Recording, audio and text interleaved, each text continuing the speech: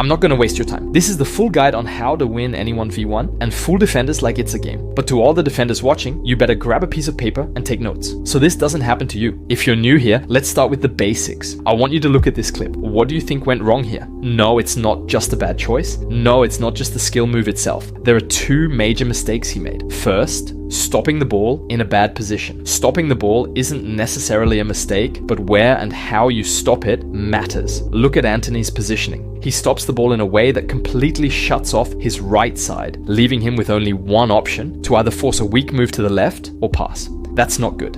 In tight spaces, stopping the ball like this gives the defender a free pass to close in on you. You're already lost before the duel even starts. Let me put it like this. Imagine you're playing chess, but every time you touch a piece, you freeze for 3 seconds before making your move. You're giving your opponent all the time in the world to think about the next move. That's what stopping the ball in a bad position does in football. It slows you down while the defender gets to read you. The best dribblers don't stop in dead positions. They keep the ball alive. If you do stop the ball, it should be when both sides are open. Look at Neymar. When he stops the ball, he does it in a position where he has the option to explode in either direction. That's why his body feints are so deadly. He makes the defender believe he's going one way, but the moment they commit, he's already gone. And that works because he doesn't just stop the ball anywhere, he stops it in a position where there's space behind the defender, and most importantly, he times it when the defender is planted. That's what breaks the recovery time. Now,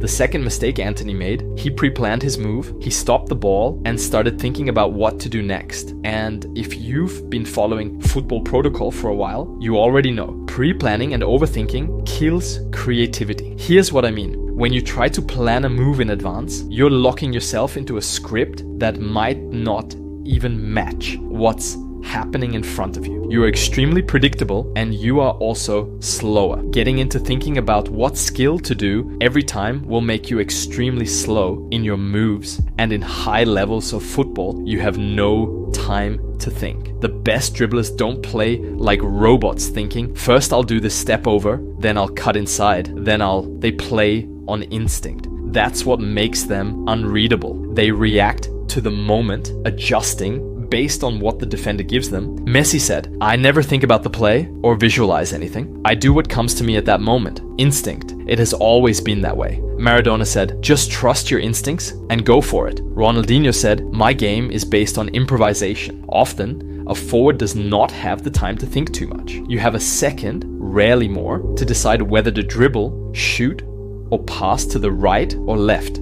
It is instinct that gives the orders, and many other pro footballers said this. If you're trying to win one-on-one duels easily, you can't be thinking about your next move like a chess game. By the time you decide, the defender has already decided for you. Now, I can't just tell you trust your instincts, because if you struggle in 1v1s, that means your instincts are low tier. And if they're low tier, then trusting them is the worst thing you can do. You need to think of instincts like an ability in a video game. You don't just start with maxed out stats. You have to level them up. And that's exactly what we're going to do. There are 4 steps to making your instincts elite. They are designed to rewire your brain, so your instincts work for you, not against you. The first step is choosing 3 skills that match your style and your position. Most players make one big mistake when they train dribbling. They think the more skills they know, the better they'll be. So they spend hours watching skill tutorials, trying to copy every move they see, and then they freeze in real games. If you want to become elite in 1v1s, you need to master just 3 moves, not 10, not 5, 3. The 3 moves that fit your playing style and position. Let's say you're a winger who loves to take on defenders. Your 3 moves could be La Croqueta for quick lateral shifts past opponents, the step over to bait defenders and explode past them, and the roulette to escape pressure in tight spaces. If you're a midfielder, your 3 might be different. If you're a fullback, different again. The point is, you are specializing. Now the second step is to do these skills an incredible amount of times. Bruce Lee said, "I fear not the man who has practiced 10,000 kicks once, but I fear the man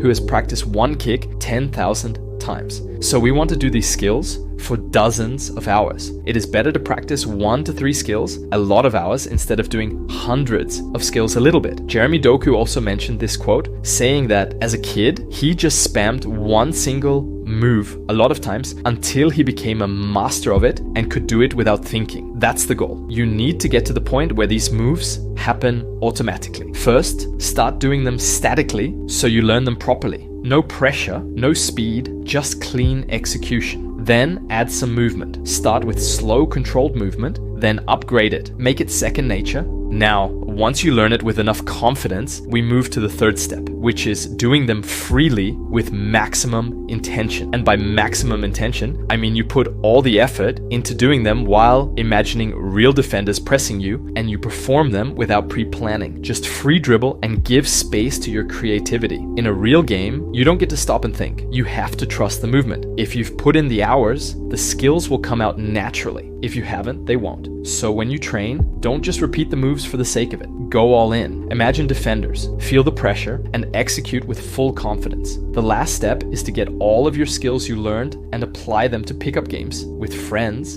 in futsal, and in training. This is the most important of the steps because what we did before is like sharpening the sword blade, but not going into battle with it and spending all your life sharpening it is useless. I like this quote. Only a fool would charge into battle with a dull blade, but a bigger fool would be somebody constantly sharpening his blade and never going to battle. The whole point of all this training is to apply it. So find a group of friends, do 3 versus 3s, 4 versus 4s, anything that forces you into tight spaces where you have to use your instincts. Because this is how you truly level up. Not by knowing more, not by watching more, but by doing more. Now, one thing you can implement in your maximum intention training or in futsal is to play barefoot. Because when you play barefoot, your feet get way more feedback from the ground and the ball. Your foot has thousands of nerve endings designed to feel and react, but modern football boots and shoes numb them. You don't even realize how much sensitivity you've lost until you train without shoes. The ball feels different. Your touches become sharper. Your movement becomes more natural. And over time, this extra feedback helps your brain process situations faster, making your instincts way better. The more you live barefoot, the better. But I get it. You're obligated to wear modern shoes in school and public places. And these shoes are destroying your foot functionality. Here's the real issue. Modern shoes have destroyed our natural foot function. Studies prove that heel striking caused by thick, cushioned shoes puts massive stress on your knees. That's why so many runners and athletes suffer from injuries. And that is why you are not athletic enough. So get your modern shoes, throw them away, and take your Saguaro barefoot shoes. Saguaro barefoot shoes are designed to feel exactly like being barefoot. Look at their flexibility. I can move my toes freely without restriction. And you can't imagine the comfort I feel with Saguaro when I walk or train alone. So, do you want to invest in something that could save your football career? Click the link in the description and use the code BAREFOOTPROTOCOL to get 10% off your purchase.